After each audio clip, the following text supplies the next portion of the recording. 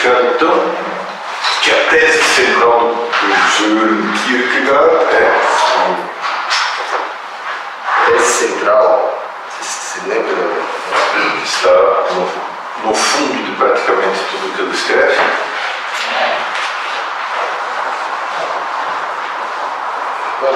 Aquele assunto da culpa, não? Desespero. Desespero.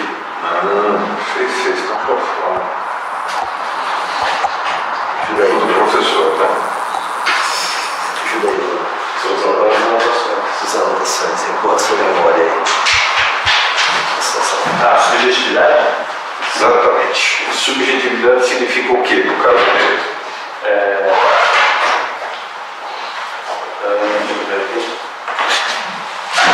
Boa memória, hein? É a adesão interna àquilo que se reconhece como verdadeiro. Isso, né? Mais propriamente isso é certeza, porque ele diz o seguinte, ele faz a coisa de que você no fundo só tem verdade no momento em que você adere a algo conhecido. Uma pequena diferença isso com relação ao que se disse, né? Em geral, a adesão interna a uma afirmação ela tem o nome de certeza, que ele quer dizer o seguinte, não está falando de que se algo é verdade ou não, nem se existe certeza ou não, mas do valor que você dá a um determinado conhecimento. Faça essa verdade com você. Claro, A ideia aqui.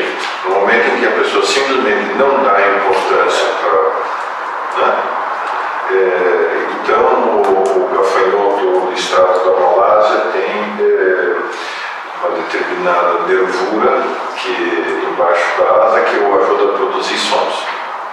Né? E aí você diz, só a verdade objetiva. E aí você diz, você pode até ter certeza disso, só que eu nisso. Ou seja, não é só a adesão, é a posição existencial da pessoa. Você pensa a partir da situação em que você está imerso, a partir da sua existência, não a partir de uma situação teórica geral, né? A filosofia moderna, em geral, cultiva a ideia de que há uma espécie de verdade objetiva, racional, uma espécie de razão pairando por cima da humanidade, encontrando cada vez mais coisas, e descobrindo o mundo, etc. e tal, né?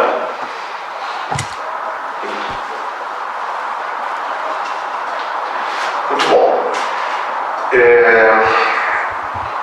Agora sim, né? Angústia e desespero já tínhamos visto, né? Angústia implica o quê? Angústia não está colocando como, está colocando nessa lógica, isto é, né? Dentro do quadro existencial de cada um, a pessoa vai ter angústia. Por quê?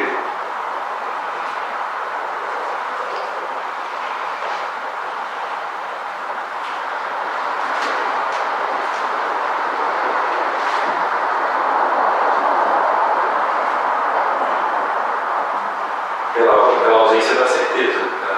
O que é a certeza? Não. Vai ter um conjunto de certezas. Mas o que ela percebe acima de tudo é o quê? Um dos pontos centrais daquilo que ela percebe na sua existência. É a própria ignorância. Tudo que eu não sei, né? As minhas limitações. As limitações, exato. Quer dizer, aquelas coisas que funcionam, que saem como você queria, né? Diante delas, que você, qual é a tua sensação interior? Como é que você se posiciona diante delas?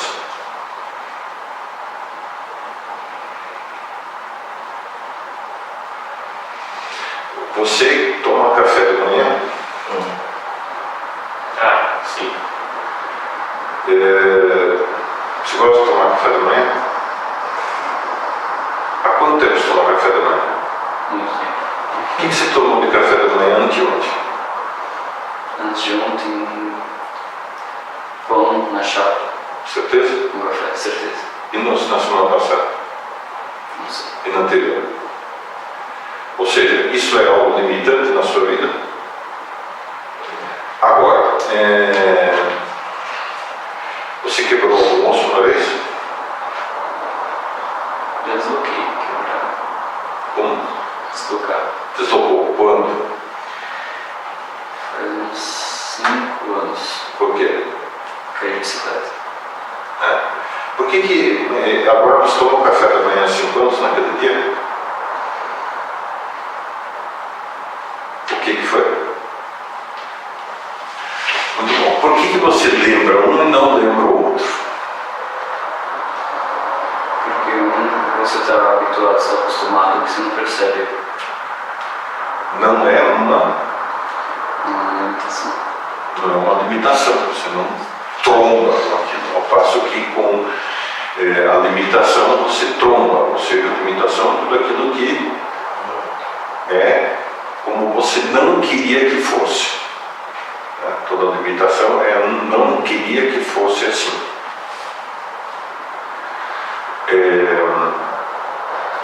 E qual é a limitação suprema?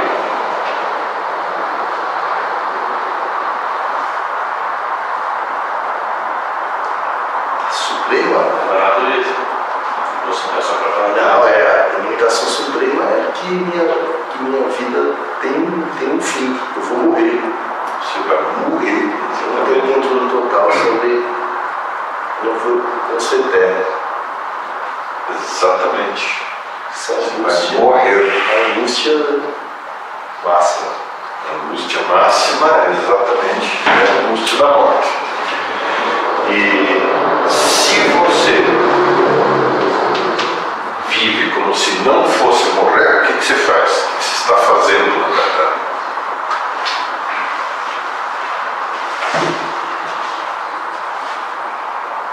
Comenta isso, eu já vi no ano passado. Quer dizer, o cara funciona assim, uma espécie de reconhecimento teórico de que ele vai morrer, certo? Certo? Não, normal, a gente morre e tal. Né? Agora, se fosse tão normal assim, por que é uma comoção, por exemplo, com Ayrton Senna? Não sei se vocês pegaram isso.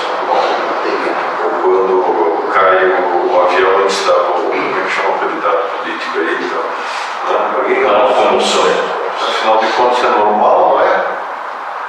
Ou quando é alguém muito próximo a você? É legal nesse diálogo, nesse livro do Lewis, da trilogia, no primeiro, ele está descrevendo aquelas espécies racionais lá de Martin. Aí ele fala assim, uma das espécies, ele fala, e eles todos morrem quando deveriam morrer, ou seja, no último dia de suas vidas. Ninguém morre por acidente, ninguém morre por doença. Eles vivem exatamente todos eles ao mesmo tempo e morrem no dia que está determinado. Ele descreve como isso é uma coisa maravilhosa. Se fosse assim aqui era ótimo, né? Se eu soubesse exatamente quanto eu vou viver, etc. Ô Henrique, o problema da angústia é a limitação ou como se encara a limitação? O sentimento da limitação, a vontade da limitação? O Kierkegaard vai dizer que necessariamente produz angústia. Agora, o problema não está, portanto, tanto em como você encara a limitação, mas em como você encara a angústia. Mas aí você vai encarar a consequência e não a causa da... A angústia é, digamos, o seu estado interior direto. Nesse sentido, ele digamos, é protestante, né? Da corrente protestante geral, que você, de fato, né? A prioridade do sujeito. Né? A prioridade não é de uma situação externa, mas daquilo da minha reação interior perante essa situação. E, num certo sentido, existencialmente, é assim não. Quer dizer, a morte você não vai mudar nada. Eu vou encarar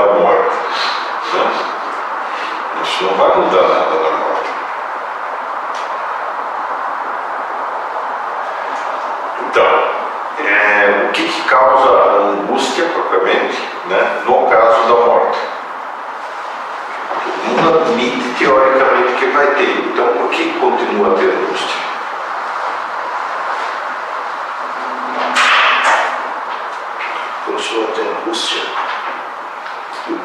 Porque ninguém conta efetivamente com ela. Você não sabe, porque é desconhecido. Né? Sim, também, mas quer dizer, você tem 3 ou 4 concepções mais. Mas o problema não é tanto a concepção, o problema é que você não tem nenhuma concepção real do que é. O que você tem é a concepção real de que isto que você tem se acaba. Ponto. Esta minha vida vai acabar. Isso é o que você sabe. Então, diante disso, o que você pode fazer?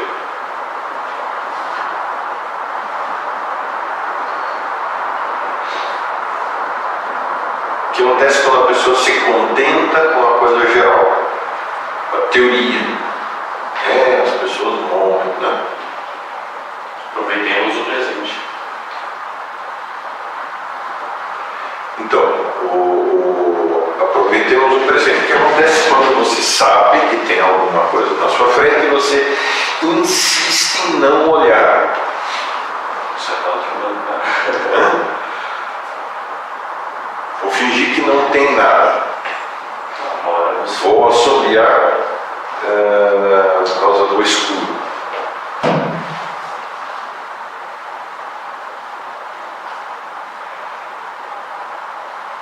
Quem sabe o problema vai embora.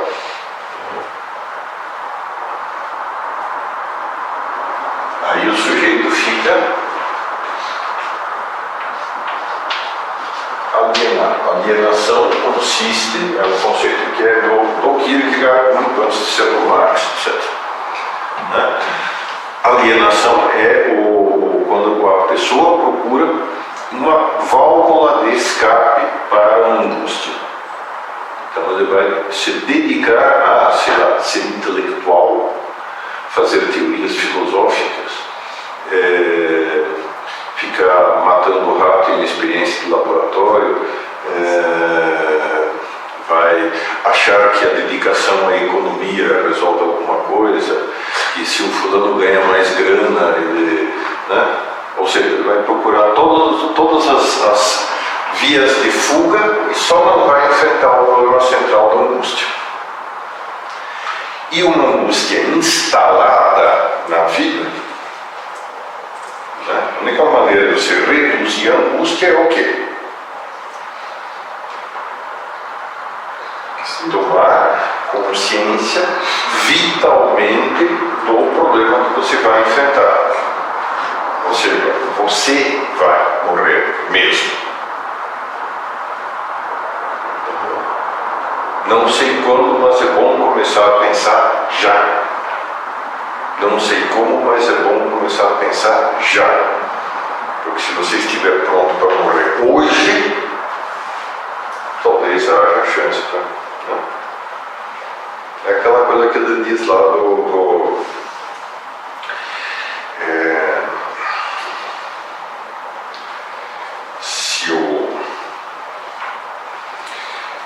todo mundo diz, funciona na coisa teórica, mas ninguém dizendo, não, amanhã eu vou na festa para qual você convidou, etc. Tudo bem, vou estar no grupo de filosofia amanhã, tal, né?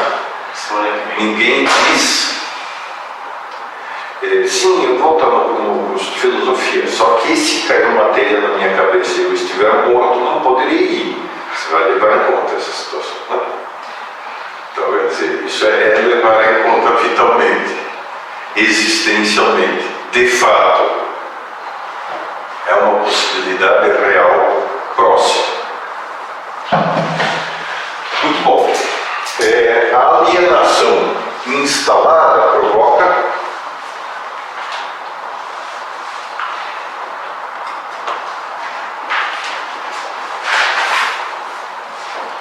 desespero.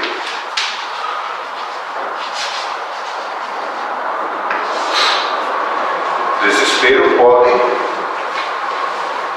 Isso é bom, é bom. Mas por que a alienação provoca desespero? Desespero por não saber.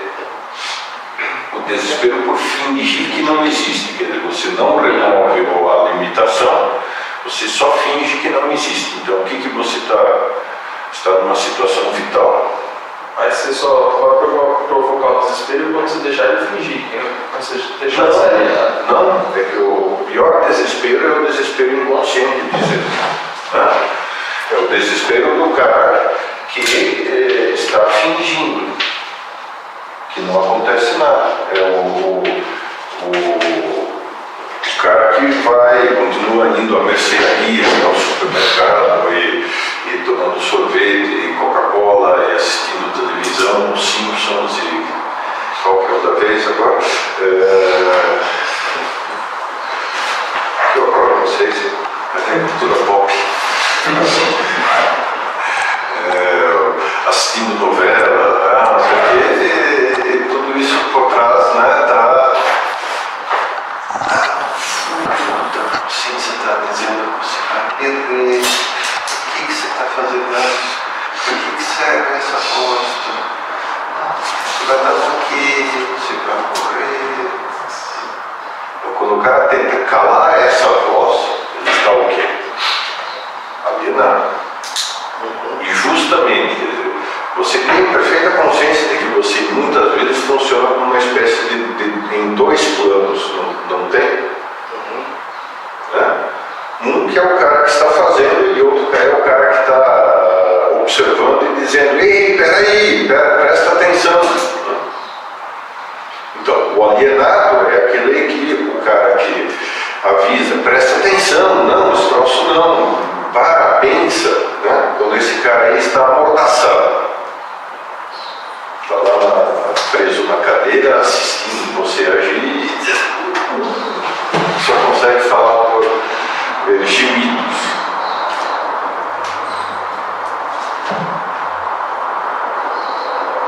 Isso é o máximo grau de alienação. Aquilo que o cara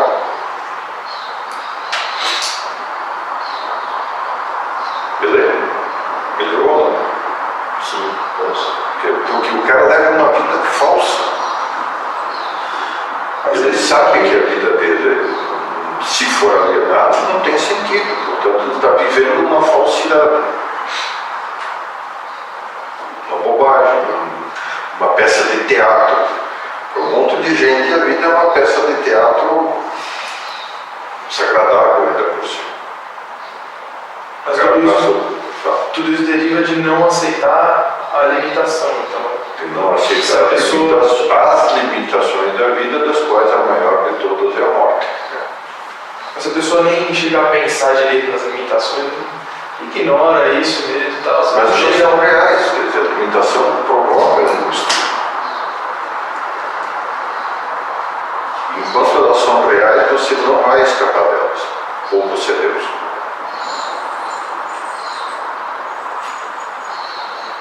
Por um lado ela provoca, mas por outro não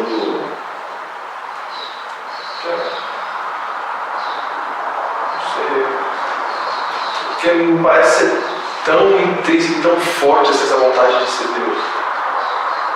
Existe e tal,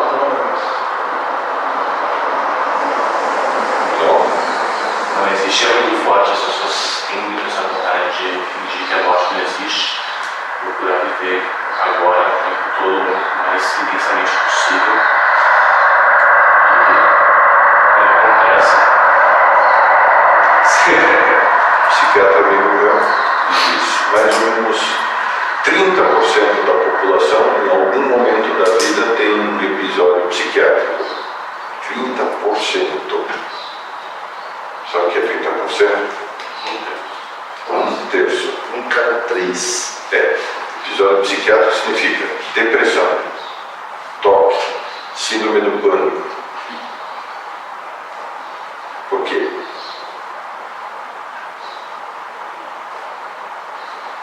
mas desses 30%, sei lá, 5 estão sendo tratados. É que acho que nem isso. Alguns resolvem, outros ficam latentes. Então, um estado permanente, crônico, vamos dizer assim. Quantos caras meio depressivos ou pouquinho abaixo da depressão se conhece.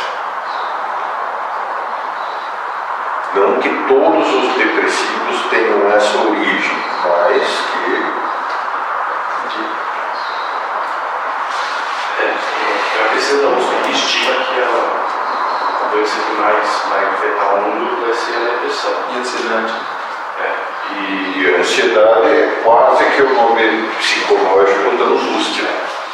Também tem um outro estudo que aqui no Brasil, acho que 20% da população já tentou ou pensou, não, sobre 20% da população já pensou em tentar o suicídio. Então, 1/5 da população é muita coisa. A classe terapêutica de remédio que mais vende é antidepressivo e estabilizador. Ansiolítico. Ansiolítico que é contra a ansiedade. Já vende mais do que vende para a pressão. Pois é. Muito bom. Então, é assim tão específico.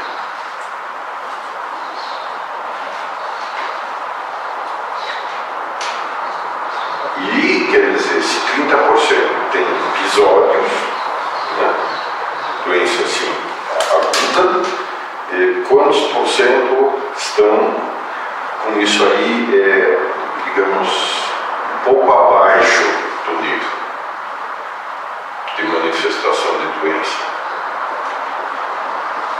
Ou seja, são caras continuamente mal-humorados, que ficam remoendo ambições frustradas, que estão o tempo todo reclamando da vida, que não estão bem ajustados na sua família, que não estão satisfeitos por ser consigo mesmo, lá por outro lado não tem mais esse outro jeito de fazer, e que por causa disso vão procurar Tai Chi Chuan / academia / né? Não que o Tai Chi Chuan não tenha muita coisa boa, né? Mas quer dizer que é uma espécie de eu preciso tentar fazer alguma coisa assim em escala praticamente universal, né? Ou que ficam correndo atrás de mulher 9/10 do tempo, completamente obcecados, ou que se deixam obcecados, mas tudo para não ter que pensar. Ciclofaixa daí resolve. Porque ciclofaixa daí resolve. Pois é, né? Por que enfiar música e televisão em qualquer ambiente se não consegue mais parar e conversar com o ser humano normalmente? Sem que fica... pegar um Não relógio. faz sentido nenhum, né? Você chegar no restaurante tá cheio de televisão. As pessoas vão pra comer e conversar, né? Claro. Chega no restaurante, tá cheio de TV. Wi-Fi. E que sentido faz o namorado e a namorada estarem lá os dois de fone de ouvido?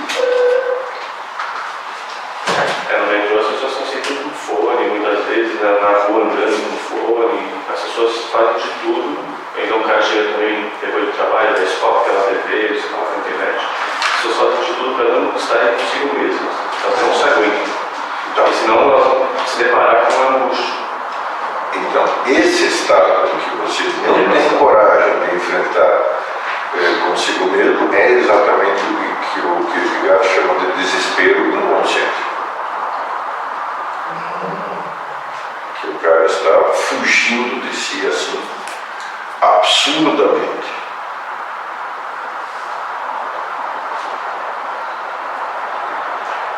Agora, parece mais uma psicologia do que uma filosofia do que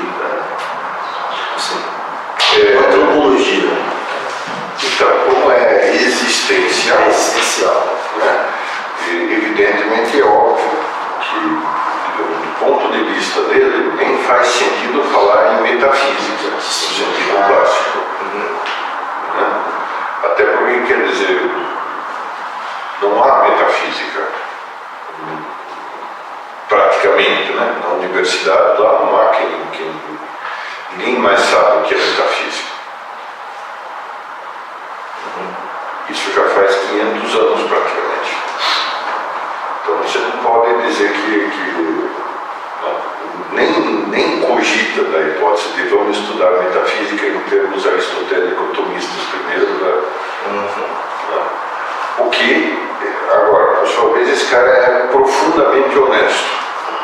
Profundamente honesto. É bonito quando e isso faz com que, de certa forma, em muitos pontos toque a metafísica, mas só toca, não tem a base. Mas o que ele faz de uma maneira sensacional é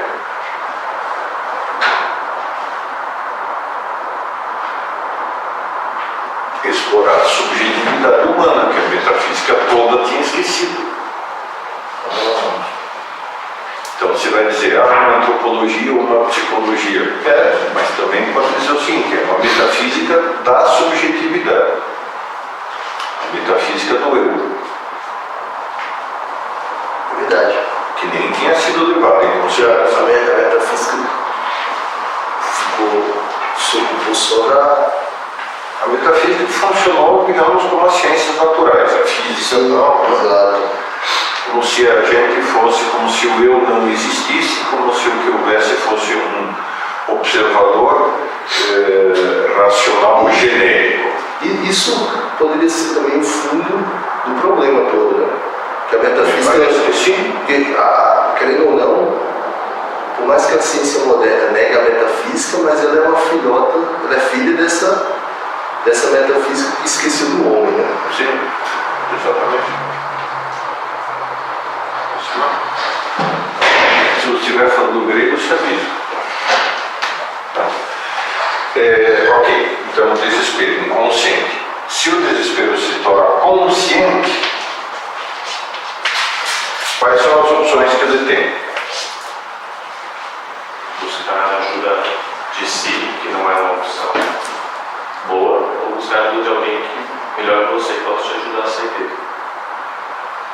Mais ainda, Buscar uma verdade. antes desse ato que você falou, buscar Uma verdade além dele, ou superior a ele. isso ou Ou tentar aceitar. jogar a toalha de vez. Né?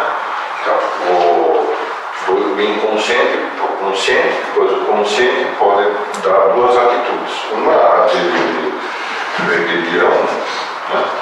A de chutar o golpe, O religamento, né? Com algo. que esse é o desespero explícito. Né? O religamento, né? Com algo que ele acha que poderia ser verdade, que levasse para uma coisa. Então, essa é o... Que ele não tivesse limitações, que Hipnose. Então, aí você pode entrar na busca, isso sim, né? Na busca sim, que é o oposto da rebelião. Na busca agora eu vou... será que não há pelo menos uma verdade que me transcenda? Será que não há pelo menos uma atitude que me transcenda? Será que eu não tenho a possibilidade de encontrar né? O amor não me transcende? Será que não há um Deus que me transcenda? Agora sim, agora...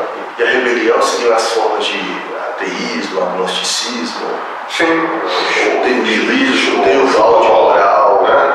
O terrorista árabe, por exemplo, que se autoexplode, ele está muito mais na linha do desespero consciente absoluto do que na linha de alguém que se abre para algo maior do que ele. Nietzsche estaria ali na rebelião, com certeza. Difícil de definir. Que é negar a esperança. Negar a esperança, negar a possibilidade de algo maior.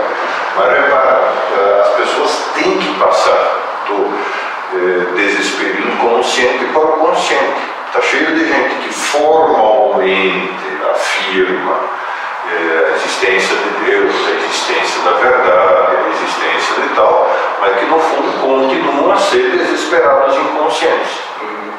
Porque aquela verdade não lhes diz respeito a eles. Por causa da posição existencial deles. E como mudar isso? O típico fariseu, o típico desculpa, caga-regras, o típico... Quer dizer, esse cara esse cara não tem um relacionamento pessoal consciente com a verdade. Né? Ele simplesmente engoliu, comprou, tem nota fiscal, né? E agora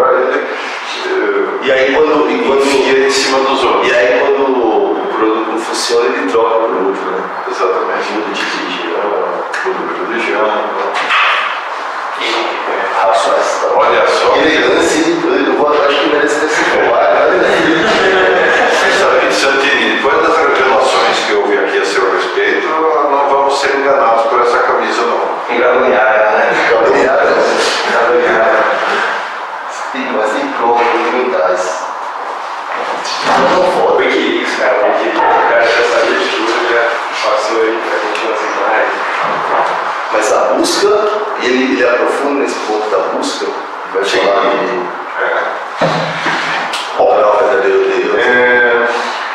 Só uma outra coisa ainda, falamos disso, Limitação, que ele põe aqui ainda é o ponto da liberdade. Né? Uma das coisas que causam angústia ao ser humano é o quê? o que eu vou fazer com tudo isso que eu tenho pela frente? Eu posso fazer tudo. Exatamente. Enfiar-se o que eu O quiser. cara está como que em cima na posição do pico de uma montanha e vê diante dele uma infinidade de possibilidades. Vai saber. Né? E agora? Qual é que eu escolho? Qual o critério para escolher? O drama da liberdade. Exatamente. Liberdade tem que. Daqui a pouco vocês vão ver que tem conexões, tem desenvolvimentos. Mas Sim. a própria liberdade causa angústia, mais do que a limitação e a morte. Porque a liberdade põe você diante de um infinito de possibilidades de escolha. E agora? Nesse sentido, ele leva ao extremo o conceito nominalista da liberdade como uma potência absoluta capaz de dizer sim e não. Os clássicos, Aristóteles e São Tomás, a liberdade não tem um infinito de possibilidades. A liberdade quer o bem, quer dizer, isso já está fixo. O que sim, ela tem 5, 6, 10 estradas para chegar ao bem. Algumas frias, algumas médias, algumas boas, algumas excelentes, né? Algumas asfaltadas e outras de terra. Agora, para o nominalista, especialmente para o protestante, a liberdade pode querer qualquer coisa e, portanto, querer inclusive o mal. Então, a partir da posição em que ele está, tudo é uma possibilidade. Todos os caminhos se irradiam a partir da posição que ele está. Isso, de fato, levantou um problema que levantou sem se resolver, um problema que já tinha ficado da filosofia clássica aristotélica budista, né? Que é o problema do mal. Se a liberdade está voltada para o bem, por que há pessoas que fazem o mal sabendo que fazem o mal?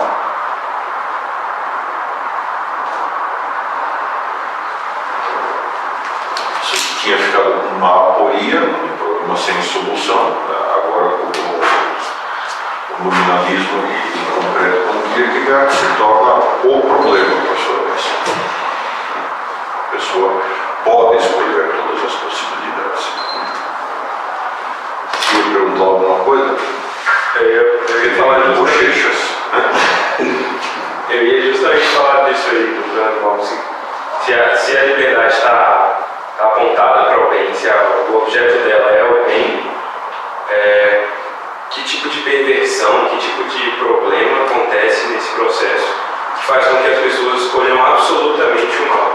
Por exemplo, sei lá, no caso da teologia. Absolutamente, sempre é difícil. Não, mas por exemplo, nesse caso, no caso que a teologia apresenta da escolha de Satanás de dizer não servirei. É obviamente uma escolha absoluta do mal, é irreversível. Sim e não. Depende. Para você que depende. Explique.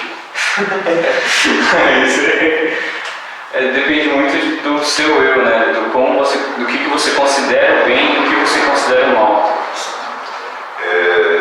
Sim. Mas então quer dizer, o bem é algo que pode ser conhecido ou não? Tem pessoa que considera o bem, é igual, eu gosto muito já viu ler um pouco de Aleister Crowley, A Origem do Bem e do Mal, Sim. que ele fala que o mal não significa que ele não quer o mal, ele é algo mais primitivo, é algo que não tem tanto evolução, tanto conhecimento quanto o bem. Então ele não age ele age por instinto, pela natureza humana, ele age pelo eu interior. Não pensa nessa relação com o divino, com o superior, não reconhece suas limitações. Que no fundo está pondo em prática pela Kierkegaardiana, perfeito? Agora, você diria o seguinte, isso não tem o seguinte movimento interior.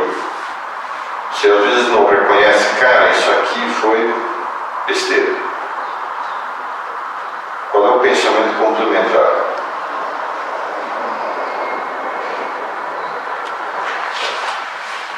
Eu vou insistir nisso? Ou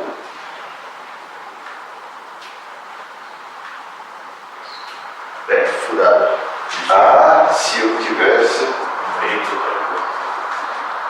se eu soubesse, se eu tivesse pensado antes.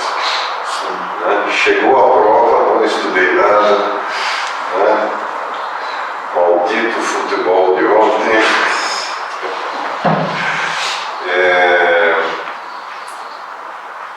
O tema que você levantou é ótimo, porque, digamos, situa levanta toda a coisa dos instintos, que é o que o Crowley e muita gente no começo do século opõe, né?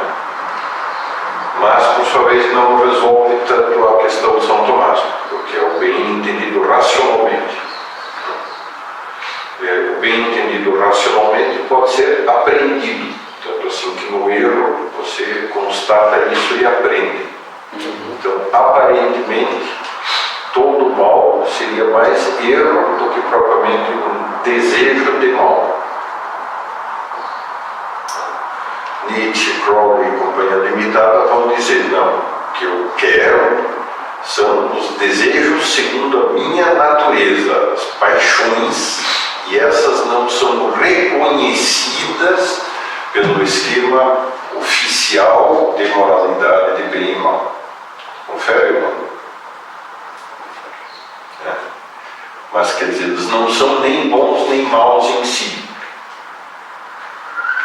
Eles são impulsos que nascem da minha natureza. E se querem chamar isso de impulsos baixos, chamem, enfiem na sua goela. Assim um pouco. Muito bom. Agora, então, como acho que tinha uma grande questão que tinha ficado aqui, era os 3 níveis.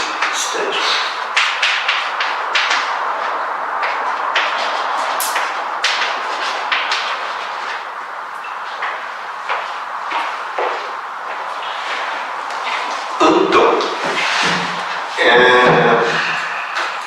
isso, digamos,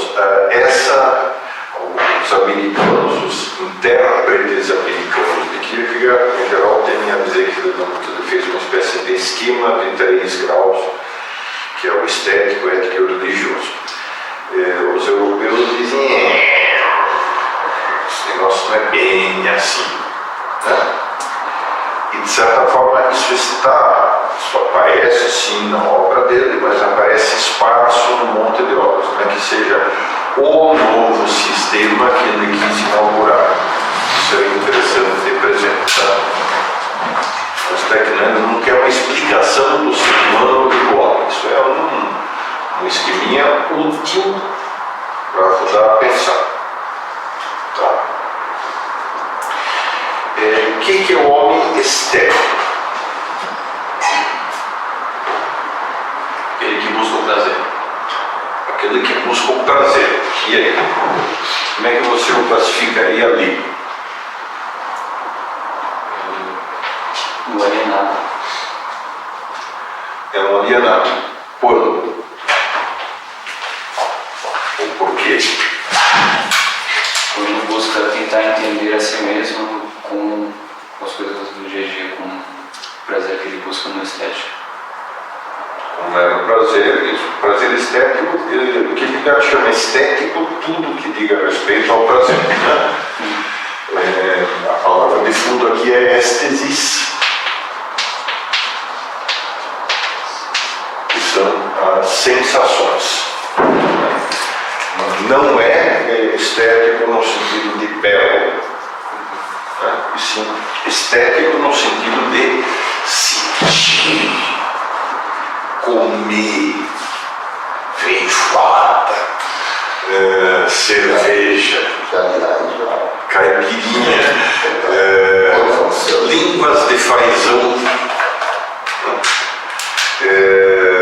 ou também, né, eu gosto de trabalhar, eu quero fazer aquilo de que eu gosto, tá, meu, né, ou essa menina é linda, meu, né, ou eu gosto de estar com ela.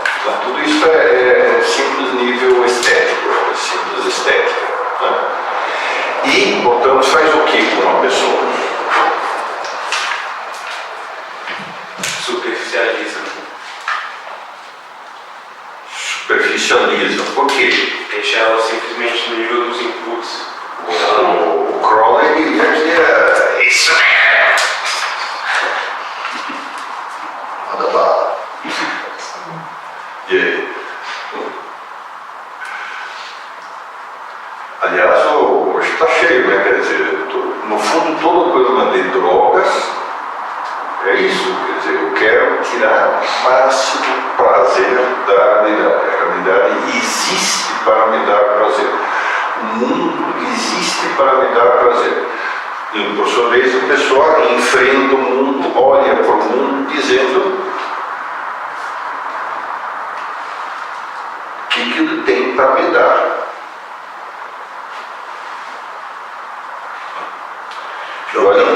Tem cara que vai dizer, é isso mesmo. Como é que é? Tem cara que vai dizer, não, é isso mesmo. Vai fazer isso. Sabe, lembra da história do Bonsa? Chegou para os 3 amigos jornalistas, explicou toda essa mesma fala que você acabou de fazer. Aí cara, mas você acha que é só prazer mesmo?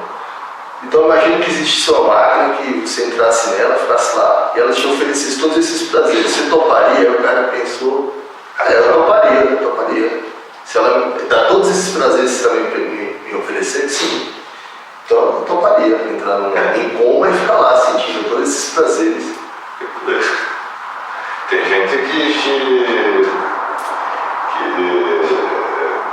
não, puxa, cara, por que a gente tem que ter todos esses dramas da liberdade? O ideal seria sempre ter uma vida de cachorro, né? Sem problemas, sem preocupações, não, só comida na hora, tudo tranquilo, sem...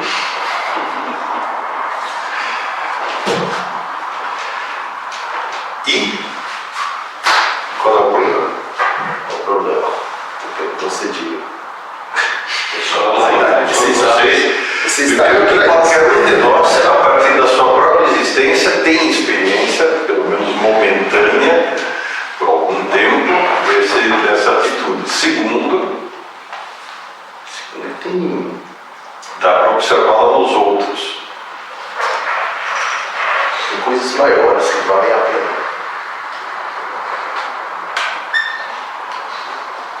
Sério? Sério. Não é isso que vai preencher você, não é isso que vai te satisfazer. Mesmo te satisfazendo momentaneamente, é só um momento, não é aquilo. Então, Depois de um tempo você acaba se frustrando com isso. Você vê que as coisas são passageiras e que não é tão bom quanto fosse algo Falsa. algo duradouro, algo que realmente fique. portanto, o que você fez? O que faz o hedonista, o homem estético? Ele procura maximizar o prazer. E com isso você joga mas Na limitação. a limitação. O prazer passa, o prazer Eles são por definição, É, prazer limitado. limitado. Aí se desse um jeito de tornar permanente. Aí o cara fica Aí entrou nessa máquina que eu falei. Então, quer dizer, o pior é que não funciona, nem a máquina. Até agora essa máquina está por ser inventada. Não dá. Não dá. Então os caras acham que quem usa drogas acha que é o mais próximo possível da máquina é a droga. Né? Até a terceira vez, primeira no crack, terceira, quarta, quinta, sexta, em que o que acontece? Ele vai sentir cada vez menos, vai precisar de cada vez mais. Vai chegar no estado de. Os drogados não tem aquele termo bad trip, que ele foi na droga e deu. Tem algumas drogas, como LSD, etc., que por um lado podem te dar um sonho assim maravilhoso, uma sensação ótima, ou podem dar uma sensação absolutamente horrorosa de medo, angústia, sofrimento. Né? Isso é o bad trip, né? Esquizofrenia. Que pode mergulhar o cara na esquizofrenia, pode ser gatilho da esquizofrenia, etc. Né? Mas não estamos nem falando disso. Quer dizer, a vida habitual do drogado é o quê?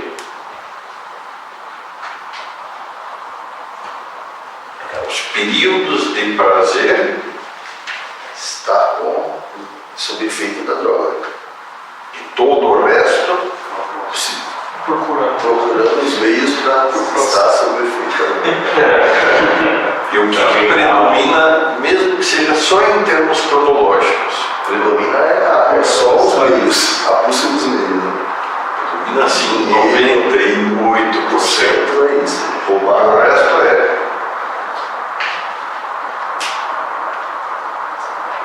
O gozo da droga.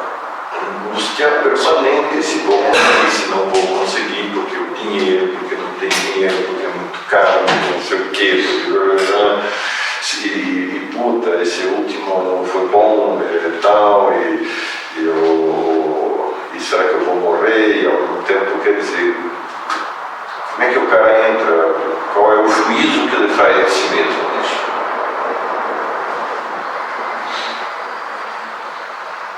Isso não traz uma felicidade. Eles vão chutar a barraca. Quantos drogados vocês viram que eram gente alegre, vibrante, animada, feliz, capaz de viver bem com os que tem ao seu redor? Não. Só se toma um café. Boa, obrigado.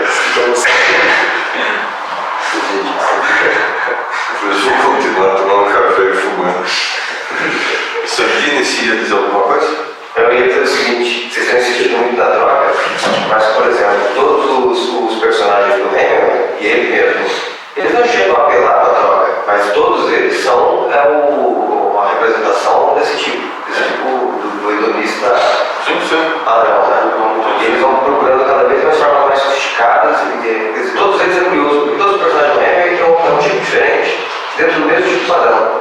Um é o sujeito que vai a Madrid buscar as touradas, o outro é o que vai gastar uma fortuna em Paris, o outro é o sujeito que vai à guerra, inclusive procurando isso, vai à guerra, Safaris na África. vai ser boxeador para procurar isso, até vai encontrar pela luta uma forma disso aí. E safaris na África, todos eles são tipo assim, parecidos. Mas o curioso é que todos eles terminam da mesma maneira. Todos eles terminam fracassados, absolutamente fracassados. E, vamos dizer assim, isolados da própria subjetividade. Como era o próprio Hemingway. Exatamente, ele é falado. Falou também. A impressão que dá é que o Hemingway encarnou esse tipo.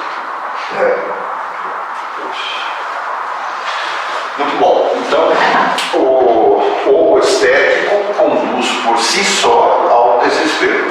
Conduz por si só. Né? O que significa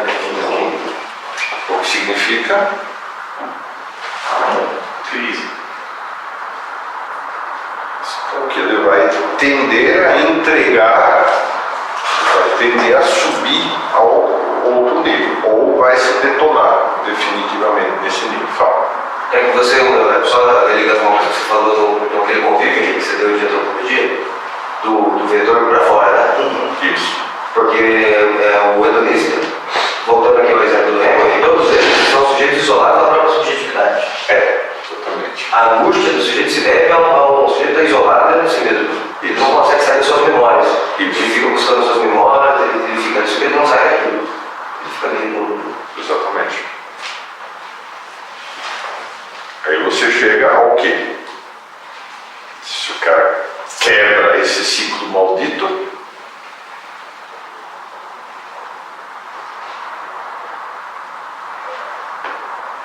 ele vai procurar buscar o quê? Os outros, que outros? Bom, todos os outros, né? Outros seres humanos, pessoas necessitadas, pessoas menos necessitadas, familiares idealmente, até Deus, né? Então esse é o homem ético. O homem ético está nessa, né? Ele já sabe que há coisas que estão acima dele. Portanto, ele já saiu da sua própria subjetividade. Então tem a verdade, tem o bem, tem o amor, tem, né? E o que ele usa para isso?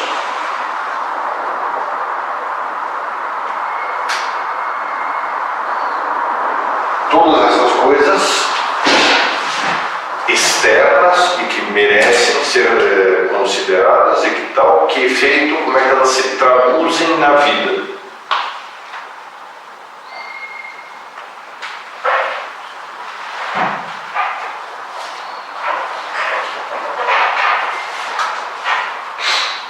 Você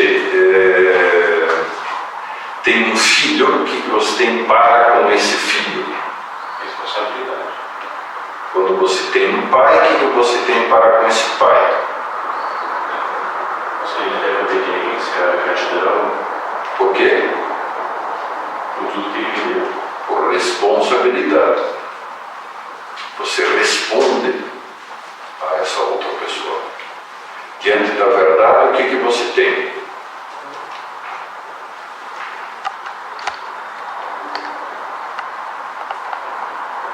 A responsabilidade de aceitá-la e de transmiti-la. Quanto mais importante for essa verdade, maior a responsabilidade. Por quê? Porque ela é frágil, pode ser quebrada. E você pode quebrar.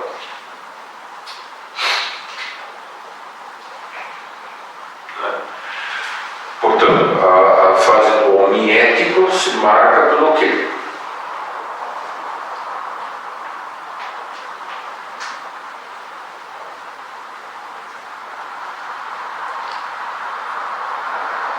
Não por meros deveres, que são deveres, leis externas, às quais eu estou sujeito e que eu tenho que cumprir, né? A ética kantiana dele, né? Que o pessoal fica perguntando, mas eu posso ou não posso? Posso dar um soco no nariz do Hélio ou não posso? Né? Ou é que se marca pela outra coisa, eu tenho que fazer isso, eu tenho que fazer aquilo. São os imperativos categóricos, né? Eu tenho e depois o... E qual é a exceção que eu posso fazer? Então posso, né? Tenho e posso. No caso do Kierkegaard, tá bom, existem deveres éticos. O homem ético é o homem do dever. Só que os deveres não são meros imperativos categóricos, não são ordens. Eu tenho que fazer isso, eu tenho que fazer aquilo, você tem que passar no vestibular, você tem que não sei o que, você tem que... Não. São o quê?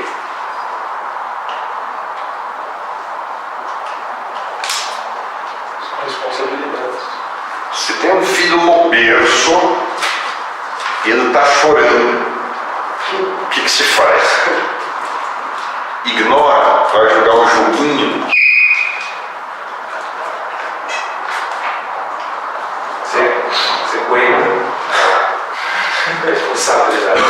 Quando a mãe dele fala, sabe quando a mãe fala assim?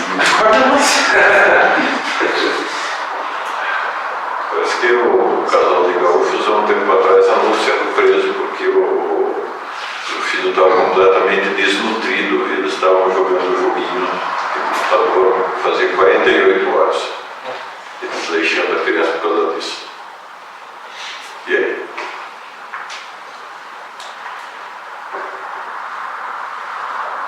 O que é um dever? Uma regra cósmica, uma regra racional absoluta ou o quê? É algo que te exige uma resposta. Não, o dever é um dever de responsabilidade, não é o dever que exige a resposta. Na verdade, as necessidades alheias é que exigem uma resposta de mim. Por isso, as necessidades alheias é que são deveres para mim. Percebe a diferença? Não percebi.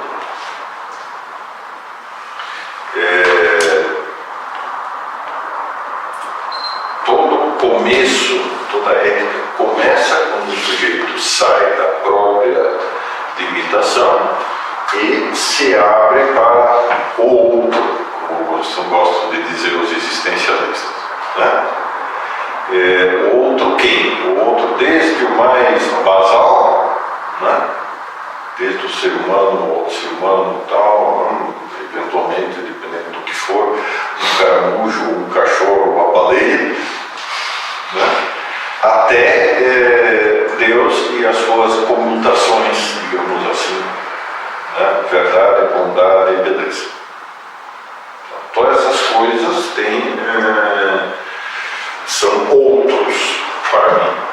Agora, esse outro não é simplesmente, né? Então, é uma pasta e existe uma lei cósmica que está acima de nós dois, de mim e do outro, né? E essa lei cósmica diz: dê a mamadeira ao bebê.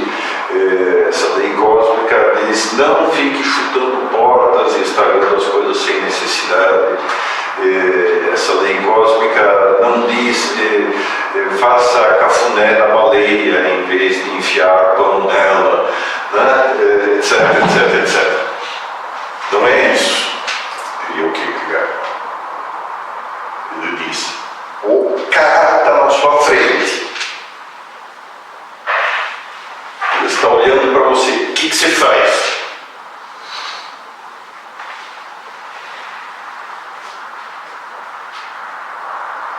Arroto, dou um fedorento arroto de desprezo, como diz o Mário Palmer, e vou embora, ou digo oi, cumprimento, dou um abraço, dou um soco no nariz, que eventualmente pode ser uma necessidade do cara, enfim, o que eu faço?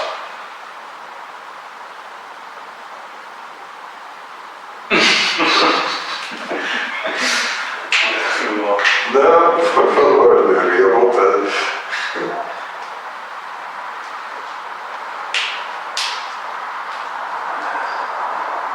Então, não é uma lei cósmica que me obriga a fazer coisas. Dever não é isso.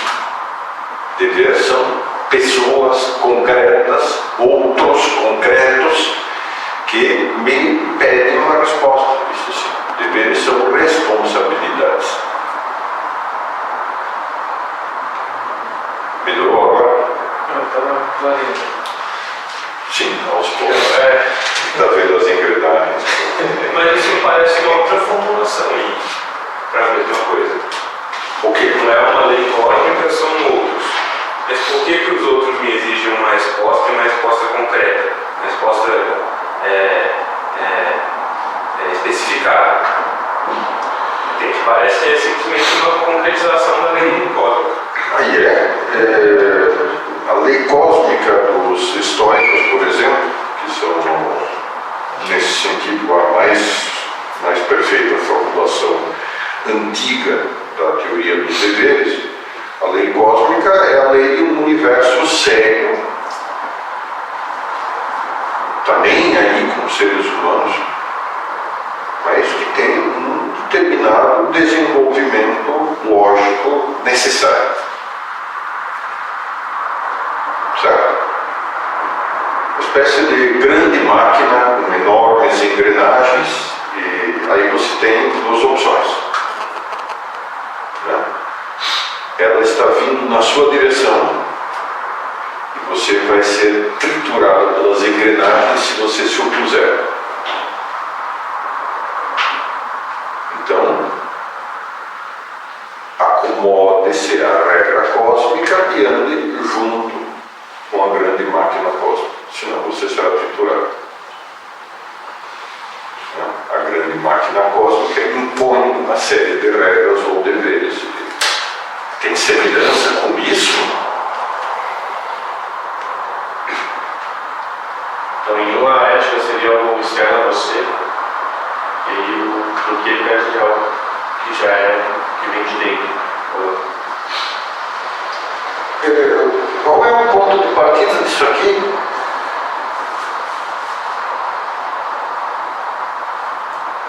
A responsabilidade era do outro.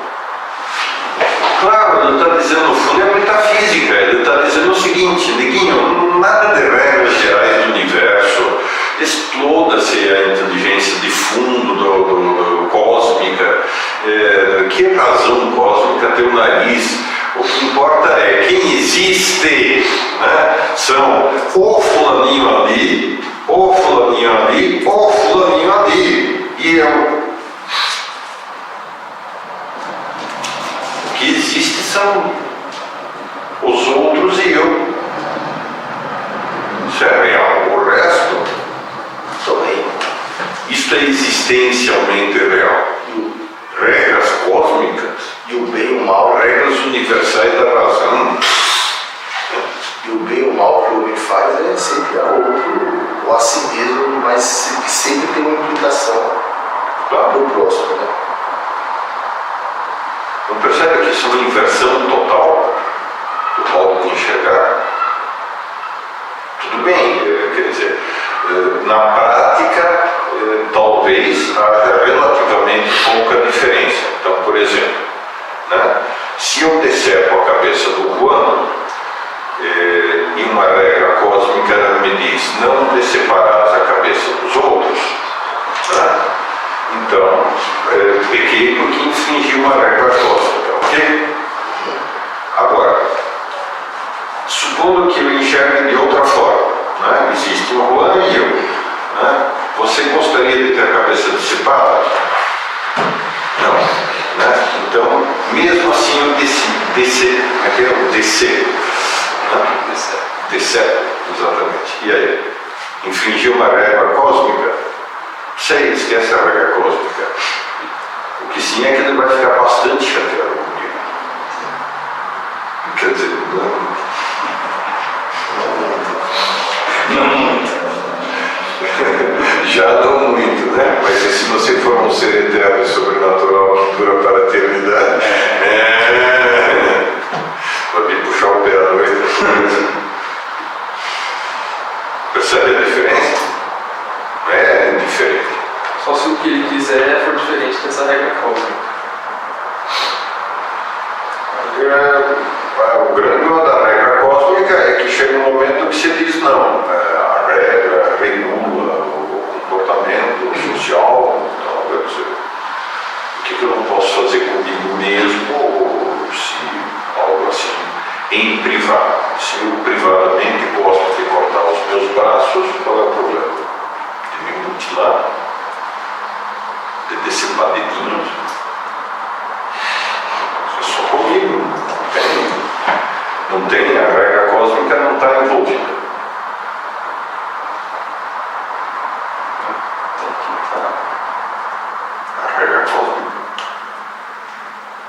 A regra cósmica é supremamente indiferente a indivíduos, tanto nos estoicos quanto no kantianismo. A outra coisa, porque é um programa de computador.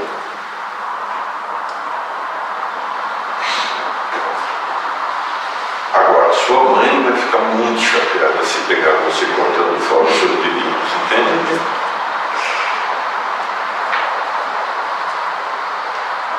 Bom, qual o problema disso?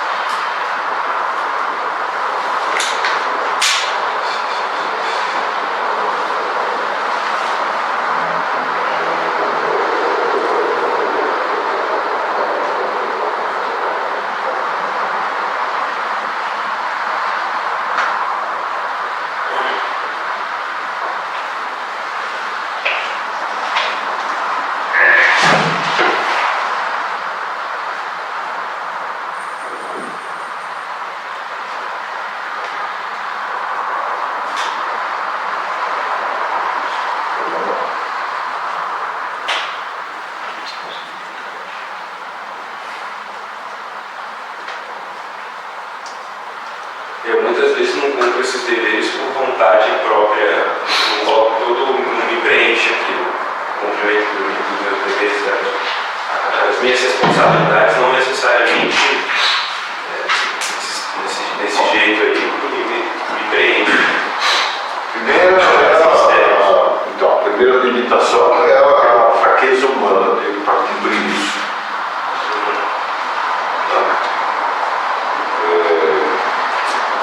Sou Paulo, ao invés de fazer o bem que eu quero, faço o mal que não quero. O vídeo melhora. Vídeo provoca, deteriora fácil. Vejo as coisas melhores e acho ótimas, e depois faço as piores. Então, a primeira experiência é essa. Portanto, a limitação da própria capacidade, que nós, por nós mesmos, não somos capazes de cumprir os deveres. Segunda constatação,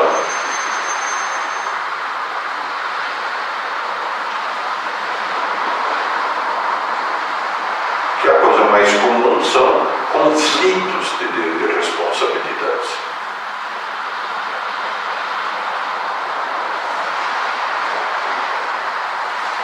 As responsabilidades puxam em diversas direções, portanto eu preciso do quê? Uma ordem. Preciso de algo que dê uma ordem de prioridade entre essas responsabilidades. Mas para ser algo que dê uma ordem de prioridades para todas essas responsabilidades, que para todos os deveres, o que precisa ser?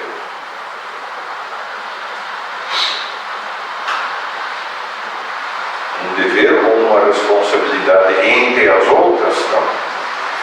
Engloba mais. Tem que ter assim, 1, 2, 3, 4, 5, 5. Alguma dessas entre elas serve para ordenar o resto? Não, tem que ser algo diferente de fora.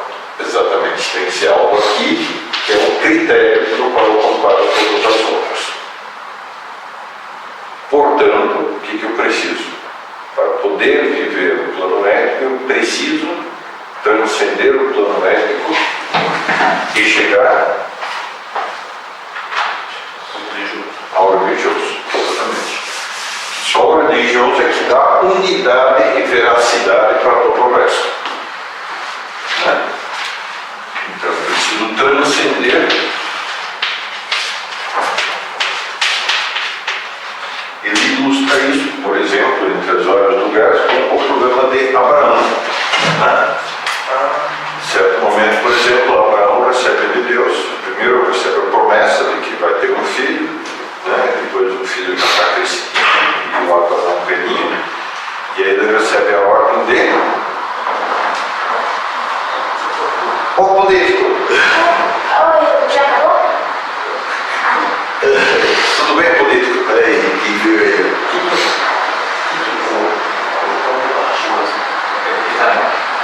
Quem?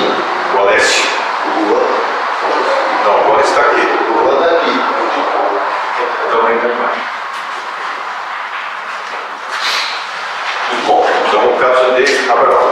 Lá para poder chamar. E em certo momento Deus lhe dá um comando que parece imoral. Pegar o filho e sacrificá-lo no altar também. E agora? Ele vai fazer. Mas ele não deveria, Seguir a responsabilidade da TPS. não deveria dizer, não, mas espera aí, isso não, isso é contra as regras que você impôs. É contra a ética fazer isso.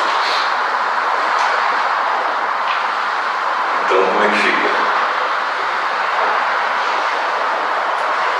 Você vai responder com o primeiro mandamento. Mas o primeiro mandamento é um dos 10? Não, a supra. Então, essa é a questão.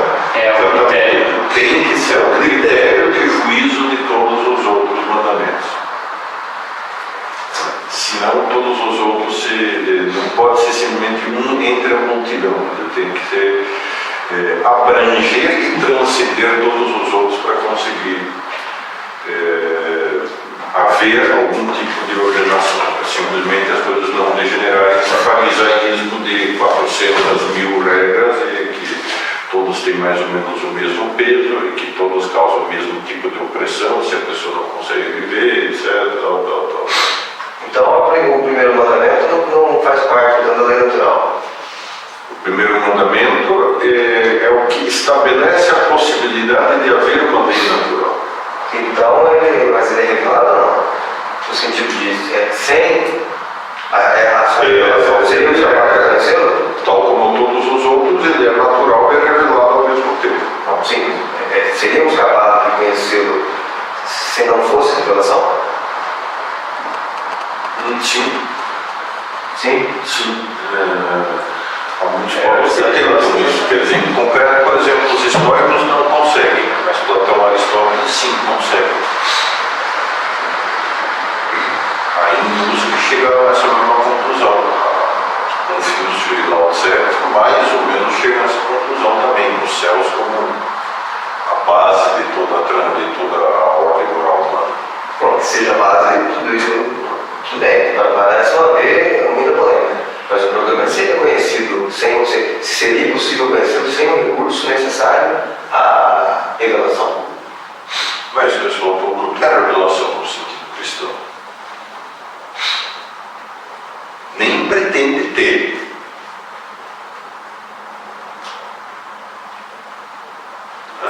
O próprio Kierkegaard não está querendo, digamos, nesse momento, não está propriamente falando como um protestante, oficialmente, não.